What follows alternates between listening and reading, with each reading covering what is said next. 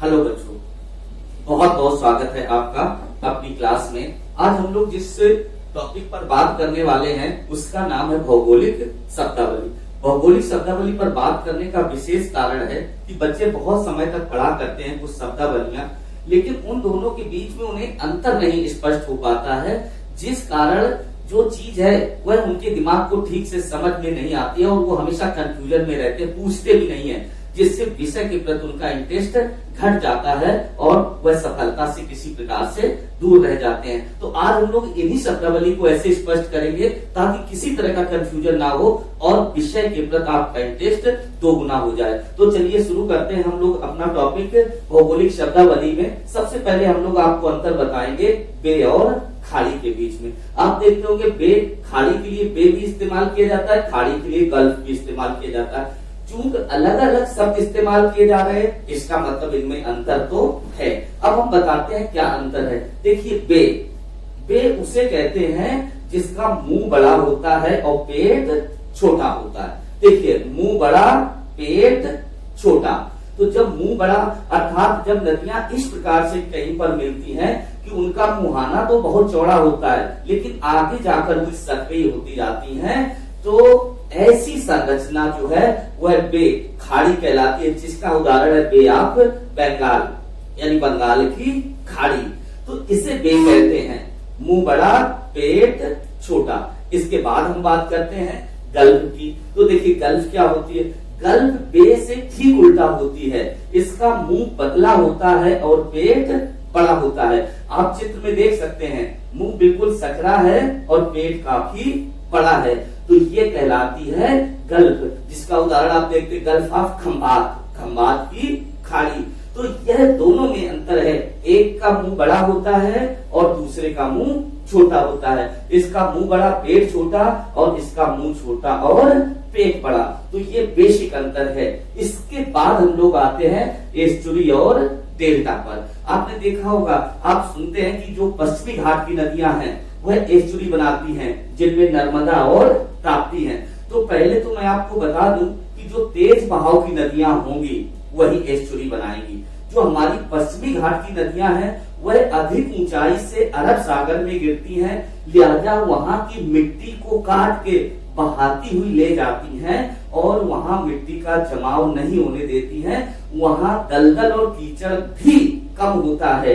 जैसे आपको हमने दिखाया नर्मदा और ताप्ती का ये बहाव है, ये मिट्टी को काटता हुआ चला जा रहा है, इधर ही निकल रही है, ये मिट्टी को काट दे रही है, ये चली जा रही है। तो इस प्रकार जगह जगह से मिट्टी का कटान करके वह समुद्र में ले जाती है और इस प्रकार यहाँ पर बहुत अधिक मिट्टी जमने नहीं देती है। तो इस तरह की जो संरचना है वह एस्चुरी कहलाती है, जिसका सबसे अच्छा उदाहरण आप नर्मदा और ताप्ती को देखते हैं। ये तेज बहाव की नदियां हैं, अरब सागर में गिरती हैं, तेज बहाव के कारण ही ये एस्चुरी बनाती हैं। इसके बाद बात आती है डेल्टा की। डेल्टा बेसिकली अगर कहें तो एक त्रिभुजाकार आकृति को कहते हैं। यहाँ पर आप देख सकते हैं ये एक त्रिभुज के आकृति की हमें संरचना दिख रही है। तो यहाँ पर क्या होता है, यहाँ पर भी नदियों का मिलान होता है और नदियों का मिलान इसी प्रकार से होता है कि आगे मुंह तो बड़ा होता है लेकिन इनकी खासियत होती है कि ये वे नदियां होती हैं जिनका बहाव बहुत अधिक तेज नहीं होता है। यही कारण है कि भारत की पूर्वी घाट की नदियों में जो सबसे बड़ा डेल्टा बनता है गंगा और ब्रह्मपुत्र का, वह पूर्वी घाट की नदियां अर्थात जो बंगाल की खाड़ी में गिरती हैं जाके। जब गंगा नदी बंगाल की खाड़ी में पहुंचती है तो उसका बहाव काफी कम हो जाता है। इसी प्रकार जब ब्रह्मपुत्र नदी भी वहीं पर पहुंचती है तो उसका भी बहाव बहुत कम हो जाता है। दोनों मिलती हैं, कम बहाव के कारण यहाँ पर ये मिट्टी और कीचड़ पूरी तरह से जम जाता है, बहुत अधिक मिट्टी का ठहराव हो जाता है और नदी का बहाव बहुत धीमा हो जाता है, जिस कारण से यह त्रिभुजाकार आकृति बन के तैयार हो जाती है, जिससे हम लोग गंगा ब्रह्मपुत्र का डेल्टा नाम से भी जानते हैं। आपको पता है कि गंगा ब्रह्मपुत्र का डेल्टा दुनिया का सबसे बड़ा डेल्टा है। ऐसे डेल्टे जगह जगह बनते हैं जहां नदियों का बहाव धीमा होता है। आगे हम एक आकृति पे और बात करते हैं। आपने सुना है लैगून, लैगून आपने सुना। वास्तव में लैगून शब्द का अर्थ होता है तालाब। अब ये देखिए लैगून है क्या।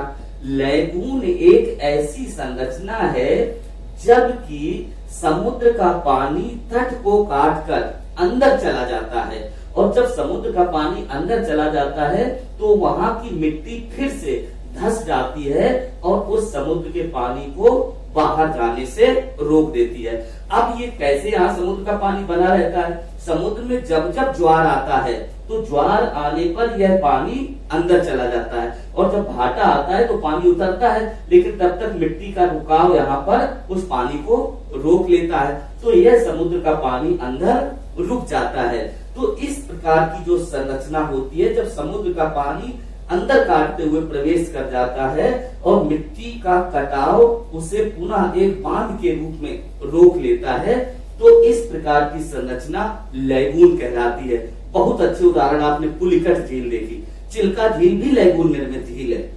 तो पुलिकट झील जो तमिलनाडु और आंध्र प्रदेश के बॉर्डर पर है वो भी लैगून निर्मित है। यहाँ भी समुद्र का पानी अंदर जाता है, इसके बाद मिट्टी उसे यहाँ पर रोक लेती है। लगातार समुद्र में ज्वार आते हैं, ज्वार जाने से पानी अंदर जाता है, फिर वापस नहीं आ पाता है। इस प्रकार ये लैगून का निर्माण हो जाता है।